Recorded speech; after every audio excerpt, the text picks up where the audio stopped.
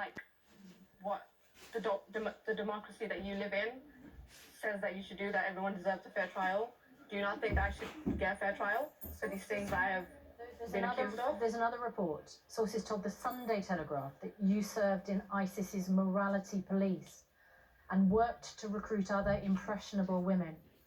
Apparently you were permitted to carry a Kalashnikov while going about your duties as an enforcer, imposing the ISIS laws around dress code. Did you do that? No, I did not do that. I know ISIS is stupid, but they're not that stupid that they would let a 15-year-old work in their police force. Someone who doesn't have any knowledge of Islam, who doesn't even have knowledge of the language, they would not let them walk around, enforcing the law. So, Why do you think? And my husband would never have allowed me to do that anyway. Why do you think that these stories are made up? What would be the point in making up these stories?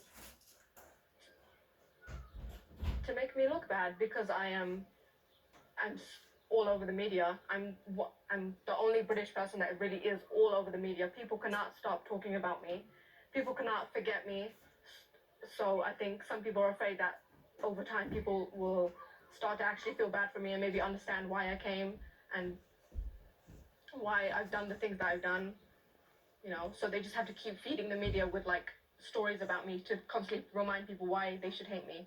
Well, it wasn't feeding the media. Even though there is no reason. It was feeding the authorities with information when they made their decision to strip you of your citizenship, your British citizenship. Yes, but these. Go on. But these accusations have been leaked to the media. Majority of the time, these things would stay in the government. They would not be leaked to the media.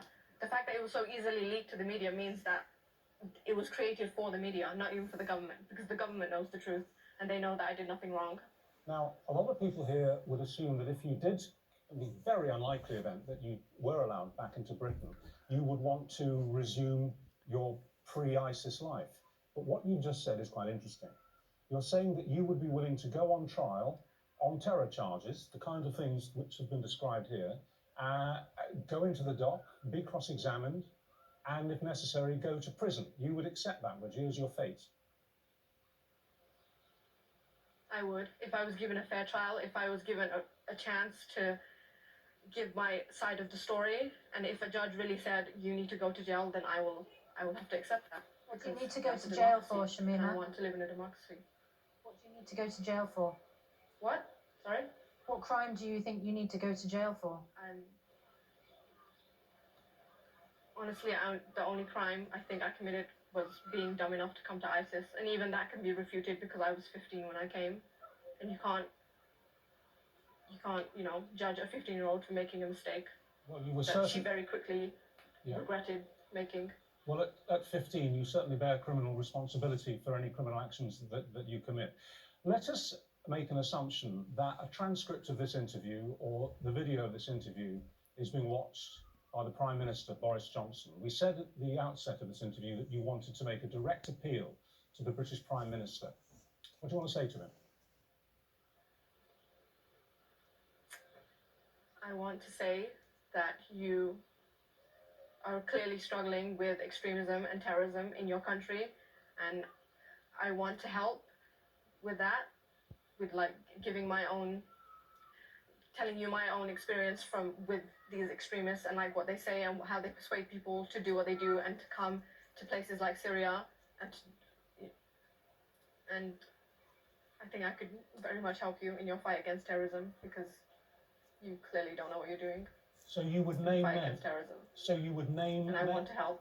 You would name names, would you? You would give intelligence information as to the organisation that you were in contact with, and although it's been scattered, many of these people are still around and are still fighting. You would give detailed information about ISIS as you experienced it. I will explain to the governments how these people work and how they persuade people into doing things, like how they take advantage of people and how they persuade people to do things, and what to look out for and what social problems that they need to focus on in order to fight, people becoming radicalized online. Shamima, you've already said, and I know that a lot of people watching will not believe it, because ISIS had already carried out murderous attacks before you went to join them, claiming ignorance of anything that they've done. You say you want to advise the government on how people are attracted to the cause. What was it that you watched in your limited and rather ignorant research on ISIS? What was it that made you think, back when you were 15, that it was a good idea? Was it material online? Were you contacted? What on earth put the idea into a 15-year-old's head that it was an appropriate thing to do to join ISIS? The people that I was speaking to online, they created this image for me of a paradise, an Islamic paradise, you know, and they pressured me very hard into coming. They made me feel bad for wanting to stay in the UK, for wanting to stay, you know, with my family who weren't even practicing at the time. They took advantage of me because they knew that I was young. And when you looked up ISIS online and saw that there had been terror attacks carried out by ISIS, why did that not give you a reason to disbelieve them and stay behind? Because I would ask the people online, is it true that ISIS did these attacks? And then they would always have an answer. They would say, no, it wasn't ISIS, it was another group. It was the government, you know, they did this attack and they claimed it was ISIS to make ISIS look more bad so that they can, you know, continue the war in Syria, you know, to continue the war against ISIS, continue the war against Islam. And they just, you know, they made it out like the government that the West was the enemy and that they were going to save me. You mentioned your family. What do you think they think of you now? I think they will always love me. They, you know, that's family.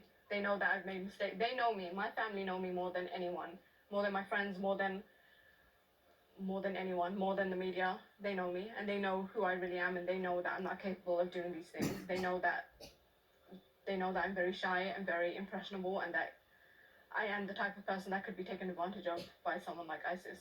And I think they would be willing to forgive me, and I would be willing to ask for their forgiveness.